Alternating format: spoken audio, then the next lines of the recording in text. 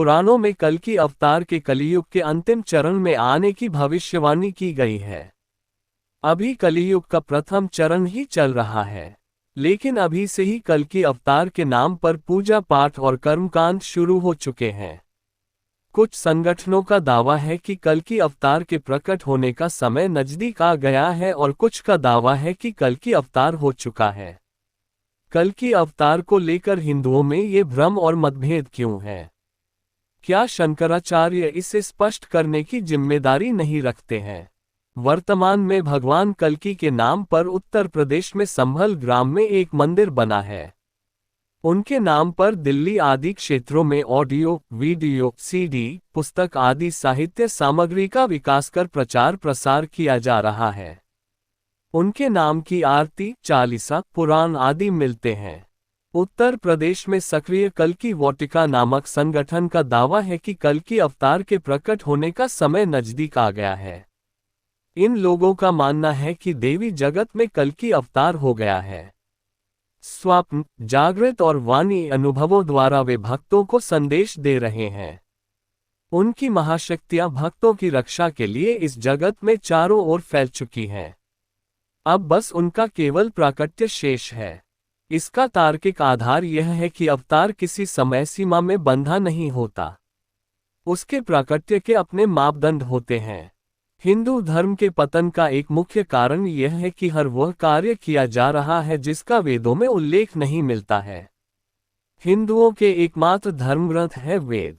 वेदों का सार है उपनिषद और उपनिषदों का सार है गीता।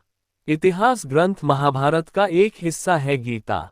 रामायण, पुराण और स्मृतियां भी इतिहास और व्यवस्था को उल्लेखित करने वाले ग्रंथ है, धर्म ग्रंथ नहीं। पुराणों में बताया गया है कि कलियुग के अंत में भगवान कल्कि अवतरित होंगे। वे एक सफेद घोड़े पर बैठकर आएंगे और राक्षसों का नाश कर देंगे। पौराणिक मान्यता के अनुसार कलियुग 4,32,000 वर्ष का है, जिसका अभी प्रथम चरण ही चल रहा है।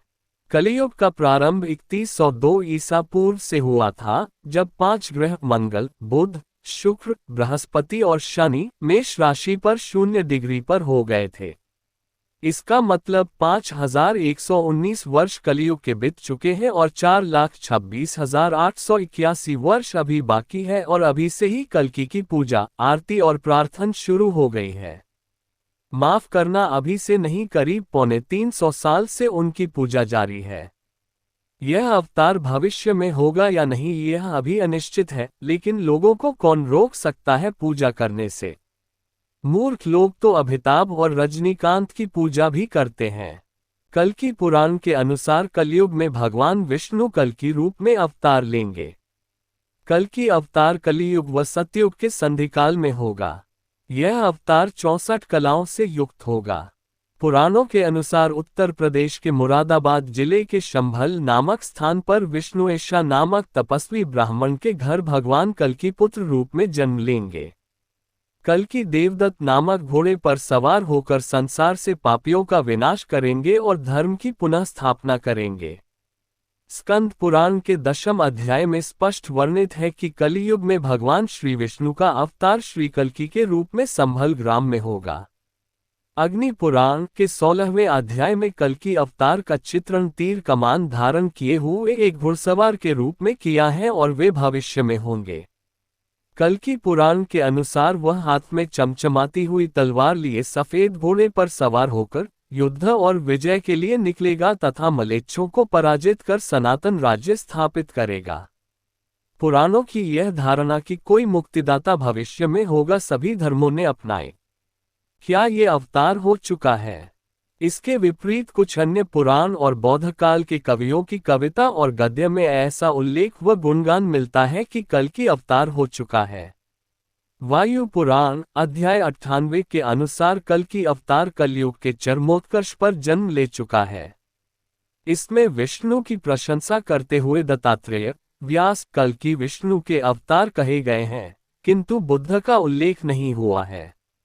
इसका मतलब ये कि उस काल में या तो बुद्ध को अवतारी होने की मान्यता नहीं मिलती थी या फिर बुद्ध के पूर्व कल्कि अवतार हुआ होगा। मत्स्य पुराण के द्वापर और कलियुग के वर्णन में कल्कि के होने का वर्णन मिलता है। बंगाली कवि जयदेव 1200 और चंडीदास के अनुसार भी कल्कि अवतार की घटना हो चुकी है, अतः कल्कि एक ऐतिहासिक व्यक्तित्व हो सकते हैं।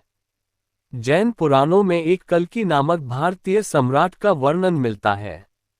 जैन विद्वान गुणभद्र 9वीं शताब्दी के उत्तरार्ध में लिखते हैं कि कल्किराज का जन्म महावीर के निर्वाण के 1000 वर्ष बाद हुआ।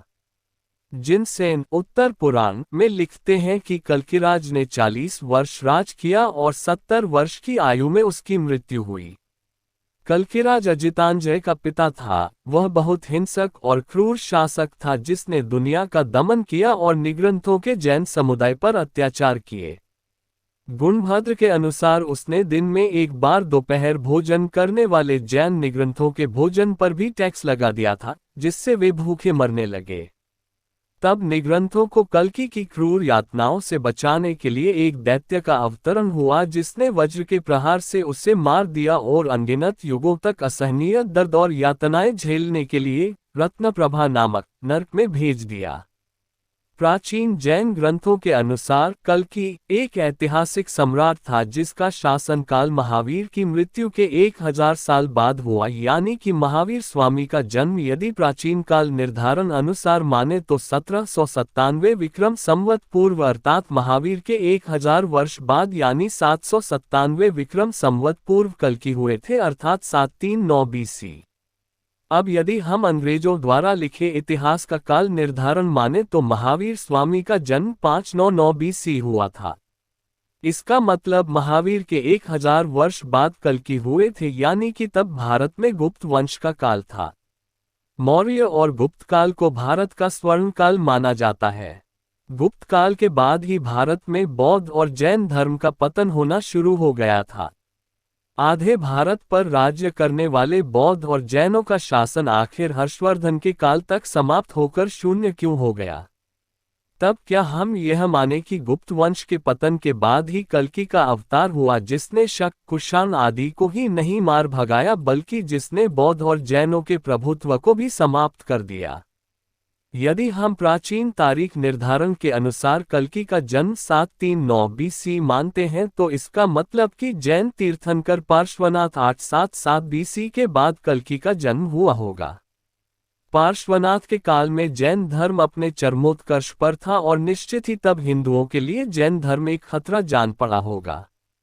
यदि गुप्त काल के बाद कल्कि का होना माने तो गुप्तों के बाद हुनों ने भारत पर कब्जा कर लिया था। जैन ग्रंथों में वर्णित कल्कि का समय और कार्य हून सम्राट मिहिरकुल के साथ समानता रखता है, अतः कल्किराज और मिहिरकुल के एक होने की संभावना से इनकार नहीं किया जा सकता। इतिहासकार केबी पाठक ने सम्राट मिहिरकुल हून की पहचान कल्कि के रूप में की गई है। वे कहते हैं कि मिहिरकुल का दूसरा नाम कल्किराज था। जैन ग्रंथों ने कल्किराज के उत्तराधिकारी का नाम अजितांजय बताया है। मिहिरकुल हून के उत्तराधिकारी का नाम भी अजितांजय था। कुछ विद्वानों के अनुसार मिहिरकुल को कल्कि मानना इसलिए ठीक नहीं होगा क्योंकि हून तो विदेशी आक्रांता थे। उनको तो इतिहास में विधर्मी माना गया है। विधर्मी का अर्थ होता है ऐसे व्यक्ति जिसने या जिसके पूर्वजों ने हिंदू धर्म को त्याग कर दूसरों का धर्म अपना लिया हो। लेकिन ऐतिहासिक प्रमाणों के अनुसार हून विदेशी नहीं थे। उन्हें प्राचीन काल में यक्ष कहा जाता था। वे सभी धनाढ्य लोग थे। भारत के प्रथम शक्तिशाली हून सम्राट तोरमान के शासनकाल के पहले ही वर्ष का अभिलेख मध्य भारत के एरन नामक स्थान से वाराह मूर्ति से मिला है। हूनों के देवता वाराह थे।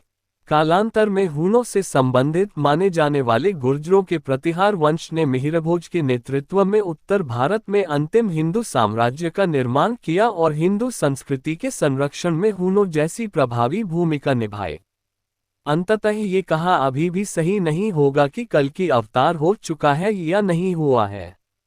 ये कहना भी उचित नहीं होगा कि होने वाले अवतार की अभी से ही पूजा की जाए और उनके मंदिर या व्यक्तित्व के आसपास धर्म का एक नया व्यापार या पाखंड खड़ा किया जाए, क्योंकि यह कहना सही नहीं है कि यह एक पाखंड है या नहीं। जो लोग वेद को पढ़ते और समझते हैं वही उचित समझते हैं।